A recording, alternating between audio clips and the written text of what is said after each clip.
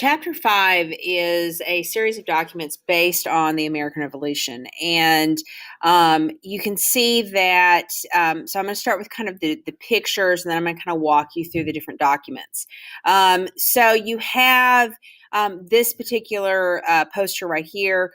Again, it's pretty straightforward, talking about the issue of kind of Britain trying to deal with these other countries because of its success, right? It's got this huge, this huge kind of empire. It's got the American colonies pushing back. You've got France. You've got these other countries urging for Great Britain to fail. So this picture kind of depicts for us kind of the essential challenge that Great Britain is dealing with. That Great Britain is, really kind of, they have a lot to lose. And so finding a favorable resolution to the issue of American independence is very important. So it's really, the United States independence is not so much this magical event. It's actually the confluence of a variety of things. And if we were teaching this class from a British perspective, we would certainly talk about the pressures that are going beyond the presence of the American colonies and them fighting for their independence. So as we look at the Treaty of Paris of 1783 and we look at the favorable terms, what you recognize is that Britain and the United States, for all that they have disagreements about how much control Great Britain should have, that the American colonists want to have their independence much like they had under benign neglect, that both of them realize that they can't really trust the other countries. And while the American colonies are not above using France or other pressures like with Spain to get what they want, we see in the Treaty of Paris that ultimately what they choose to do is kind of find a positive resolution with Great Britain. And then this one, of course, gives us an idea of the variety of kind of soldiers with the American troops. You get a sense of how you have African American soldiers from the North. So yes, you have African Americans fighting in the Revolution, as well as African Americans fighting for the British. You have kind of this idea of a homespun militia, a hunting shirt, and then a French soldier. So you've got a variety of troops, kind of the hodgepodge nature of the American forces, and how unique it is that they are able to fight against this British army, right? This is a very unique, disparate group. And they are able to find success. Of course, that takes you right back to this picture. Part of why they find success is because of the influence of other countries. The documents are pretty straightforward. You've got a retrospect of the Tea Party. Of course, this is a guy looking back over his history, kind of talking about this. There is, the introduction states that, he could have expanded this a little bit bigger than it actually was the day of. But you definitely get a sense of what the Tea Party was, and kind of the gist of how that happens, and why that moment is so significant as far as being this act of rebellion against the British authority. And how they're trying to really use this to communicate their level of frustration, right? So you've got the perspective that the Americans have when evaluating this, as well as the general attitude and that sort of thing. So this one's pretty straightforward. Don't forget also that you can view annotations any number of times. I'm not logged in, but you can log in and you can view notes that people make. And so that's just kind of a tip in case you're struggling to read something. But that one's pretty self-explanatory. The Declaration of Independence, we're not there yet. Thomas Paine calls for American independence. Remember, Thomas Paine writes Common Sense. When he writes Common Sense, he's arguing that the American system is better and is bigger and more significant than Great Britain. And so he's making this argument that, that the United States should be free. And he kind of goes into this explanation. So again, this one's pretty self-explanatory as well. Again, remember the purpose of common sense, the purpose of all of that. The Declaration of Independence, we kind of looked at this in class, kind of the list of grievances that the Americans have.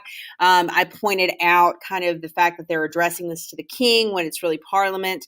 That some of the things that they're talking about really have to do with this exertion of parliamentary control, right?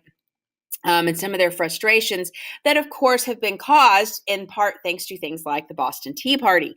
So if you hadn't had the Boston Tea Party, you wouldn't have the extensive control over the Boston Harbor. So it's kind of some interesting nuances with kind of the process of going from the Tea Party to kind of the call for independence. We don't need Great Britain, to this Declaration of Independence that's pushing back against the attempt by Great Britain to control things. This one right here gives you an idea, a picture of how Great Britain loses the South. Remember, the South should have been on their side. They certainly had far more connection with Great Britain economically, as far as producing the raw materials. But you can see as you read through this a series of violence, of issues where they treat people badly. And they kind of terrorize people. And so that's going to kind of depicts how the British actually lose this, right? They're constantly doing things that alienate the colonists, that kind of make things harsher and make things harder. And if you look at these documents, even if you're looking at the Tea Party, if you're looking at Thomas Paine, if you're looking at the Declaration of Independence, now you look at this, what you see is this kind of general gist that the British have lost the American colonists, right? They keep doing things that keep messing up this relationship. Now, you can argue that, Great Britain's trying to control an empire. Think back to the images of, Britain trying to hold off these 4 different powers. So their perspective is clearly different. But one does have to wonder if maybe they had chosen a different sort of treatment, if maybe that would have prevented American independence. This particular section right here is really good. It's Abigail Adams writing to her husband, kind of talking about, women's rights. She basically is writing to him, hey, how's it going? What's going on? And she questions, how can these Southerners have any sense of, concern about liberty? Like they basically, hold slaves that they don't understand. And then she very clearly comes in and says, hey, you need to, when we're talking about this issue of life, liberty, and pursuit of happiness, that all men are created equal, you see very clearly that Abigail Adams is staking a claim to all men are created equal. And she's saying that, hey, this is what, this is what it's all about, right? This is kind of the big picture that, men who own slaves really should not, they don't have as much awareness of what freedom means. And she goes on to point out to her husband, and John and Abigail Adams have a good relationship, where she basically says this idea that she wants a new code of laws, of which I suppose it will be necessary for you to make, and I desire you would remember the ladies and be more generous and favorable to them than your ancestors. Do not put such unlimited power into the hands of the husbands. Remember, all men would be tyrants if they could. If particular care and attention is not paid to the ladies, we are determined to foment a rebellion and will not hold ourselves bound by any laws in which we have no voice or representation. And you have her kind of laying out this idea that this can of worms that they've opened, right? That goes from this idea we should govern ourselves, we're frustrated with the way we've been treated.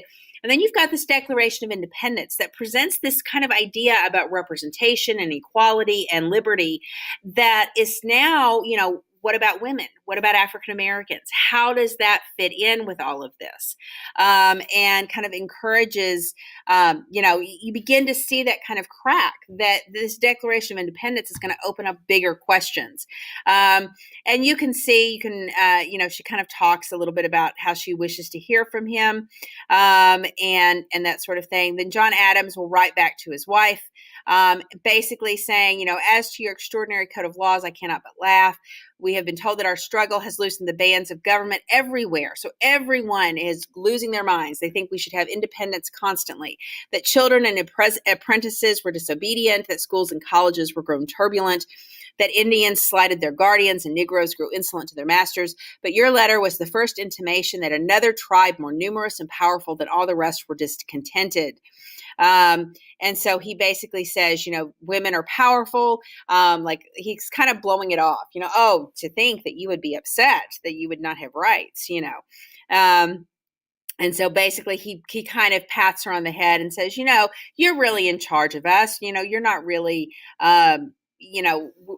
we understand that you're really the power at home.